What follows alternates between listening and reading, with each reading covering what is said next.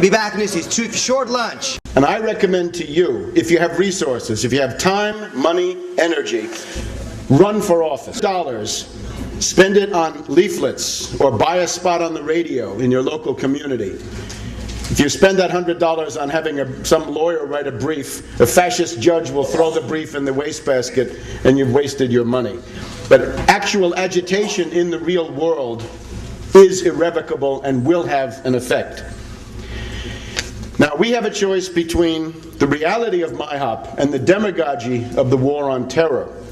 And what I would like to recommend, to make this very quick, if you take the official version, the unanswered questions, the blowback thesis, the so-called you deserve it or you got it because you're imperialists, and LIHOP, the let it happen on purpose, the notion that there really is a terror group and the Bush regime let it happen, allowed them to attack. All of this comes down to the same conception of the world, the same underlying strategic map. All assume that there really is an Arab and Islamic terror organization, and they really do want to strike, and they really want to kill you, and they can kill you if you let them do it. This is exactly false. This is exactly what I deny. And I have to differ with my colleague William Blum yesterday, who represented, I think in a very clear way, the blowback thesis. In other words, the imperialism of the US generates a response from the third world in the form of terrorism.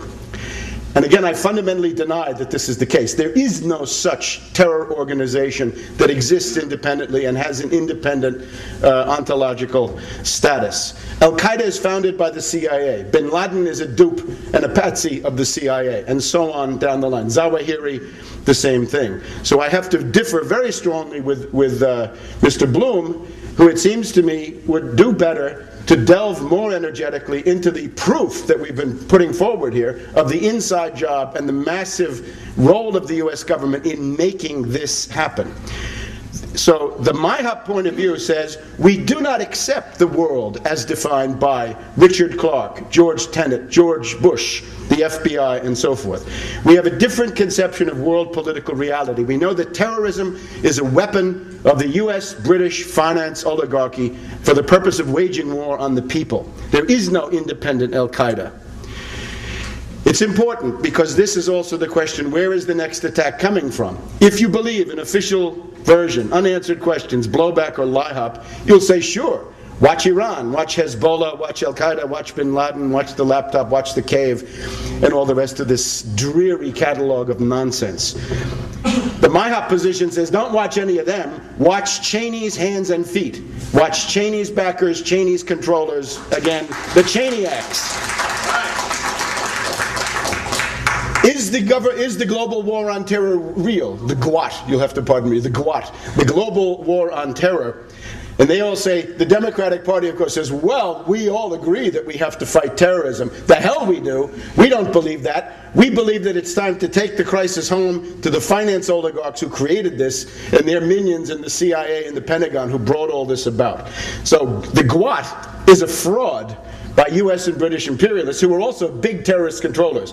PKK, Kurdish terrorists, MEK, Iranian terrorists, Akhvaz, Baluchis, Chechens, all working for CIA and MI6, British. Who's the founder of Al-Qaeda? It's the current Secretary of Defense of the United States, Robert Gates. He writes in his memoirs, buy my book, he writes in his memoirs, we thought of creating an international brigade, we thought of creating an Arab Legion to fight the Soviets in Afghanistan, and then we decided not to do it. Well, they decided to do it, and he's the founder, and he now sits at the top of the Pentagon. That's your global war on terror. We also have the new czar of intelligence, right? The replacement for Negroponte. His name is McConnell, and he has been for 10 years one of the bosses of Booz Allen Hamilton. And if I had a question to ask, if I could issue subpoenas, which I can't, and I won't be able to, but if I could, I would ask, Mr. McConnell, what were you doing on September 11th in your offices in Booz Allen Hamilton? Was anything extraordinary going on there? I really can't say much more, but you get the idea. What is the involvement of Booz Allen Hamilton in certain events taking place about 5 years ago, Admiral? Now, 9/11 is the key to the political situation and remains so, perhaps even more so than ever. In Bush's escalation speech, the surge speech on January 10th, what's the premise? 9/11, the lessons of 9/11. Next day, Limbaugh and all the rest of them with the Karl Rove talking points. 9/11, 3,000 victims, on and on. Cheney gives an interview. If you don't support our Iraq strategy, you're playing into the hands of bin Laden and Al-Qaeda. Lieberman, the warmonger Democrat wing, neocon, meet the press. 9/11 not once, but twice. The Bush State of the Union. The Bush State of the Union had about 1/3 of the speech. You should listen to these speeches and read them.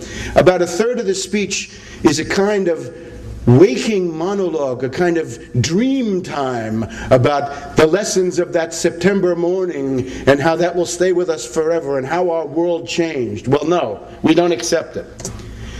And in the recent House debate, Congressman Shadegg, Arizona, and Congressman Hoekstra, known as Hoekster, sent a letter to the House Republicans. How do you argue? And they said, look, forget about Iraq, forget about the surge. Talk about bin Laden, Al-Qaeda, terrorism. That's what gets some votes.